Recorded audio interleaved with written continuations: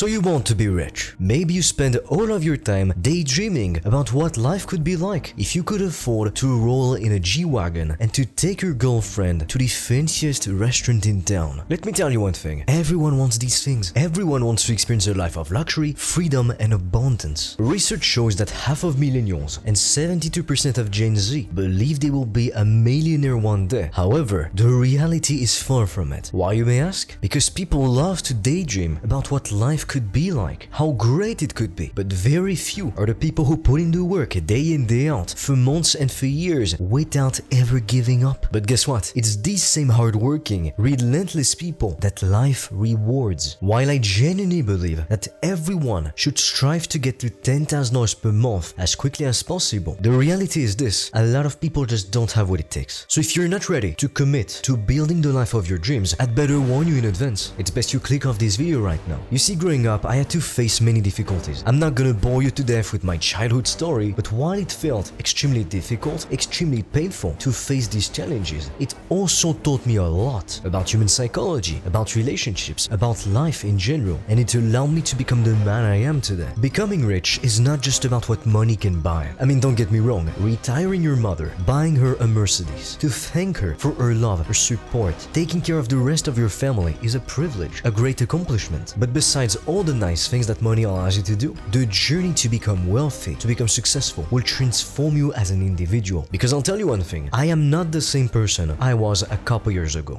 Getting to the level I am today required not only to put in the hours, day in, day out, even, and I would dare say especially, when nothing was working out in my favor, but it also required me to let go of my old self in the process. I had to sacrifice who I was for who I wanted to become. I went from being a broke, a depressed, anxious kid, so anxious he couldn't even leave his parents' house for years because he went through so much shit during his childhood, to radically transforming myself and building a profitable online business. This is truly what I wish for you, and I know that as long as you put in the work, you will get there. It's a matter of time. It might take you 6 months if you're lucky, or 12 months, or 4 years, but you will get there at some point. At the end of the day, creating your own rags to riches story is possible, but far from being easy. And if I'm being honest, if it were easy, it would be worthless. Now, my goal with this video is to share with you the 6 destructive habits that you absolutely need to let go of if you truly want to become extremely wealthy in your 20s. Because you could be following the best business model, applying successful people's advice, but if you have every single vice and addiction known to man, you won't move an inch. The first thing you need to stop doing right now, if you genuinely want to become successful, is comparing yourself to others. It's completely fine to look at what other people are doing to find inspiration. And right now, fair enough, you might look around you and you have no one in your close circle who thinks the way that you do, who's got big goals, big dreams, big aspirations like you do. So it might feel extremely lonely. I mean, I'll tell you, that's the story of my life. For the longest time, I knew no one who was really driven the way that I was. Everyone around me was just complaining all the time and fine with settling for an average mediocre life. I wasn't. So every day, not only did I have to face the criticisms of other people, but they were also trying to drag me down, because the truth is, they didn't want me to succeed. You have to be very careful who you share your plans with, because a lot of people, they take pride, they rejoice in your failure. Now, you shouldn't be afraid of hate, of criticism, of naysayers. Every top athlete, every great musician, every successful businessman, guess what? They all have a pack of haters, a bunch of naysayers. The truth is, if someone is hating on you, you should take it as a compliment, if anything, because oftentimes people are gonna criticize you for doing the thing that they wish they had the courage to do. Now, growing up, because I profoundly despised my life, I fell for the trap of constantly just immersing myself in the lives of others. My life was boring, uninteresting, painful. I had to go through so much shit when I was a kid, you wouldn't believe. And so I would read lots of fictional books, I'd watch movies, and I would pretend I was the main character in the book or in the movie. I would wonder what life would be like if instead of being myself, I was someone else. I was this successful, confident, driven guy. Because in the real world, I was the complete opposite. I was a kid who didn't seem to have much of a future at all. But the thing is, you need to make your own movie. You are the main character of your own story. So you shouldn't let anyone else write your own story for you. You should make it grand. Sometimes people will ask, what would you do if you knew you only had 24 hours left to live? And people will come up with all answers. They would spend all their money on expensive vacations, rent a supercar, spend the last 24 hours they have with the love of their life, anything. But most people don't think, how can I turn my life into a movie? Instead, they're focused on what other people are doing. But I genuinely believe that comparison is the thief of all joy. Because even when you're extremely successful, extremely wealthy, there's always gonna be somebody with more achievements, somebody with a bigger house, a bigger net worth. You could have achieved more than 99% of people and still still be unsatisfied as hell because you see the next guy having more than you. And while that's a good thing, because if we were satisfied with what we have, we wouldn't strive to do better. No one would invent anything. There would be no scientific breakthroughs because we'd be satisfied with life as it is. We'd have no cars, no electricity, no running water, no computers, because we'd be satisfied. So it's that need to always strive for more that actually allowed us to evolve as a species and to be what we are today. But at the same time, you have to be very careful, because if you always compare yourself to what you see others doing, you will never be happy. And besides, when you blindly copy someone, you have no idea why they chose to do that thing they're doing in particular instead of doing something completely different. If you just copy somebody's workout program but you don't know what their goals are, why they chose this exercise instead of another one, chances are you won't even get what you want in the end, because you're copying actions that won't necessarily give you the outcome that you want yourself. Plenty of studies have shown time and time again that the more time you spend on social media, the more you become depressed. And I would argue that this is because you're always gonna see people living an incredible life. I mean, you can take a look at my Instagram and become depressed all of a sudden, because the thing with social media is that you're gonna be comparing your average day to the highlights, the best moments of the top 1%. So no wonder why you're gonna be depressed. No wonder why every day you won't feel like doing anything. You need to focus on your own story. Don't be the side character in somebody else's story. You are the main character of your life. You have to live it. I've personally found that when I'm not on social media, not scrolling mindlessly and looking at other people's lives that I couldn't care less about, I'm way happier because I'm writing my own story. I get creative ideas, original thoughts. If you're always trying to copy someone, you're never gonna innovate. People will know you as the guy who's always trying to copy, not as the one who drives change. Now, the next thing you absolutely need to do, if you genuinely want to become successful, and especially if you're young, it's to ditch all of the toxic loser friends. I knew a lot of people with a lot of potential, but guess what happened to these same people? Because they decided to entertain the wrong toxic relationships, they ended up nowhere. They achieved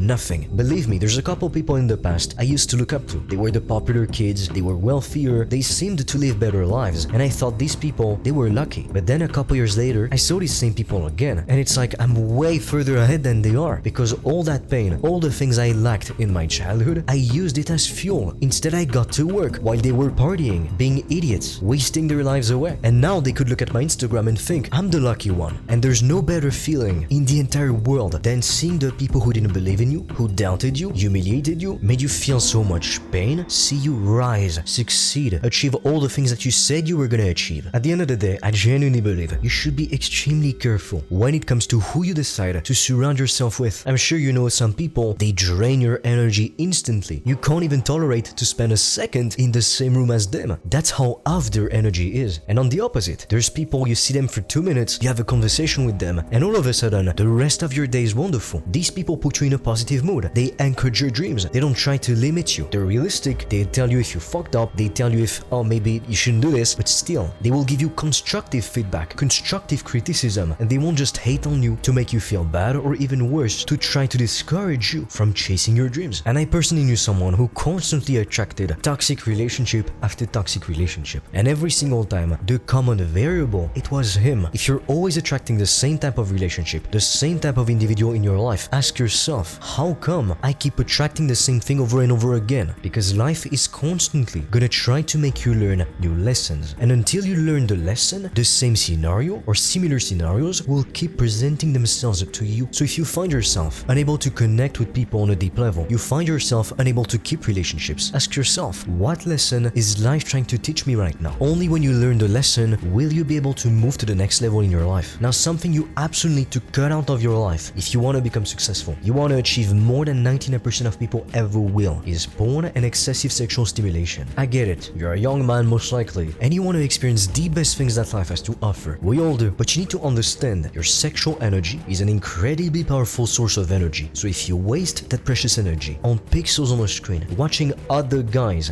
banging girls that you would want to be with yourself, what message do you think you're sending to your subconscious? If you go and jerk off instead of going to the gym anyway, even if you don't want to, even if you don't feel like it, or worse, if you begin your day, you jerk off instead of getting to work, what do you think is gonna happen? Nothing. Now, the easiest and fastest way to be able to quit consuming porn altogether, it's to go off social media. I'll never understand these guys who follow and like and comment on fitness goals pictures. What do you hope to gain from that? Will they ever notice you? No. All you're doing is giving them your attention instead of actually working on yourself, becoming a better man, working on your goals, making your dreams happen, providing for your family. For a while, you must be okay with retaining that powerful sexual energy and using it to build your dreams. If you want to get in great shape, instead of wasting that precious energy on pixels on a screen, you go to the gym. If you want to become a multi-millionaire while you're young, instead of doing the dirty thing, you go and you get to work. Now, along with porn and excessive sexual stimulation, you need to stop playing video games. I will never say this enough. Some people tell me, but what if video games are my hobby? The question I want to ask yourself is this: would you rather have video games as a hobby, or going on a golf course with your friends, taking your girlfriend on a yacht, paying a chef to cook you an amazing meal as you watch the sunset go down, driving the car of your dreams on the highway? What is more fun? Retiring your parents, seeing the smile on their face, seeing them tear up because they feel such gratitude, but instead you decide to play video games instead of playing the game of life,